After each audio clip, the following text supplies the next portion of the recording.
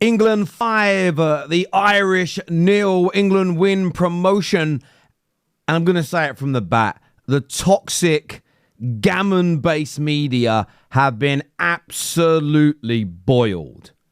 Boiled over the course of this international break. Hit the like button. Make sure you are subscribing to the Football Terrace right now. Turn on that bell notification button if you haven't done so already. And make sure you check out our title sponsors website now, NordVPN. You can scan that QR code up there. You shouldn't be on the internet without protection.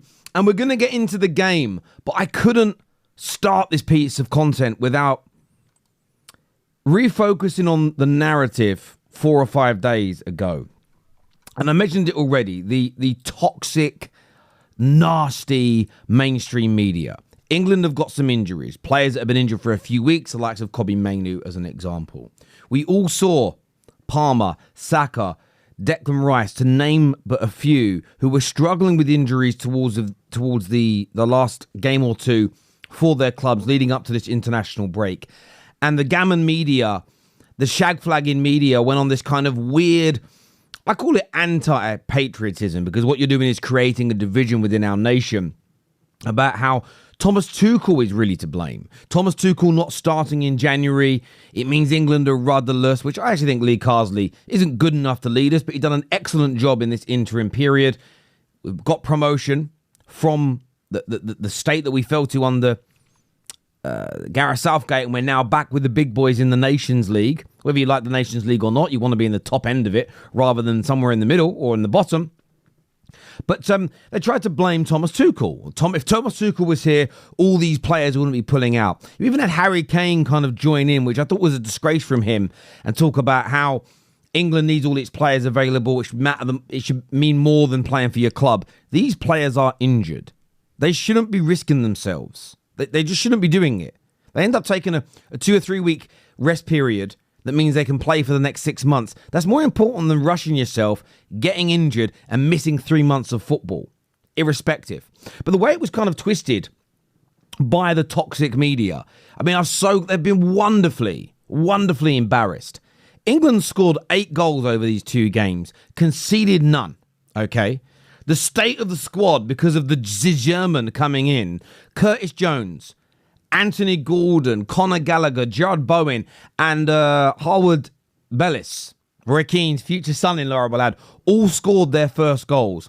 Bellingham looking sharp and creative. Noni Madueke looking dangerous and listen, Saka's going to play on the right-hand side when fit.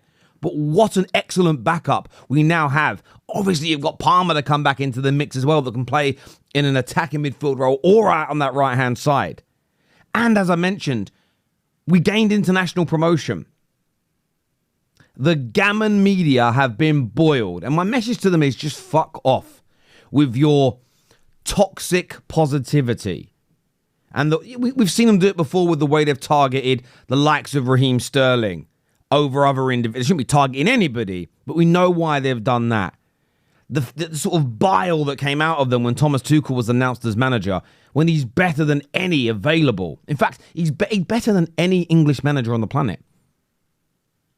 The way they tried to, well, not even tried to, the way they attacked him and the way they used Thomas Tuchel's name and blamed him for England players being genuinely injured.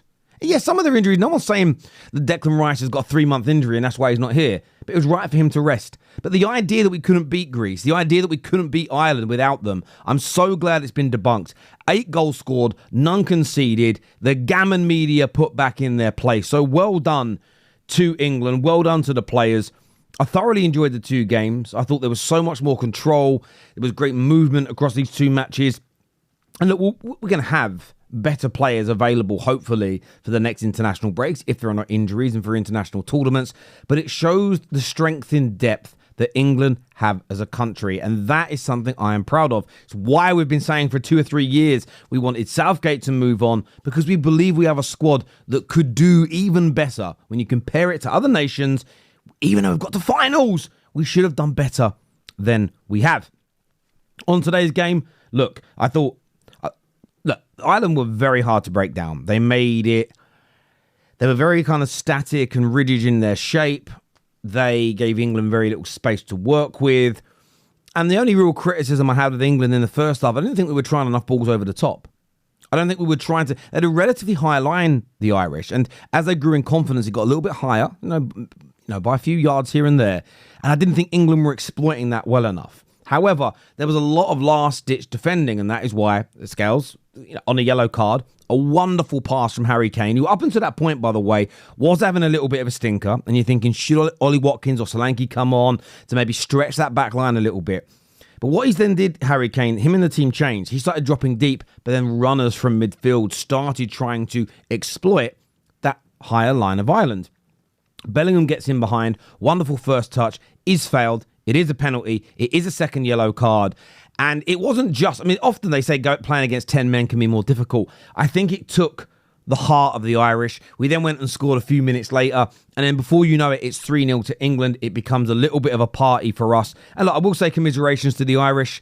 Like my second country, if you like, my son's half Irish. I love the nation. I love the people. I don't know. If I added up all the time I've been there in my life, I've been there for years. It's a wonderful place. They love their football. Commiserations to them on the defeat tonight. But England showed up. England, they demolished them in the end, and they're capable of this. And you would argue this is nowhere near our strongest squad. And when everybody is fit and available, it shows the quality that we possess. And if Thomas Tuchel can get this right, the balance, if he can get the balance between being hard to break down and beat, which England have been in loads of, especially in tournaments under Southgate, hard to beat at times. If we can get that balance between hard to beat and exploiting teams with the vast of quality we have going forward, England can win major tournaments.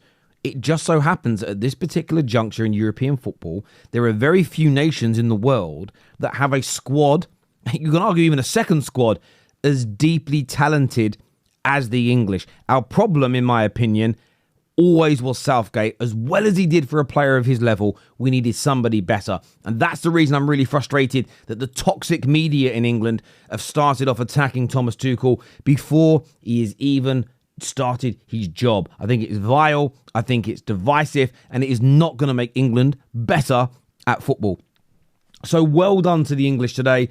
Commiserations to the Irish. I'll say it again. I've said it already. I'm going to end it the same way as I started. Fuck you to the toxic, gammon-based media in this country who were dog whistling all week because we're getting a German manager coming in who wanted to slag off players for being injured, who disrespected this squad like they were not going to be able to get the victories.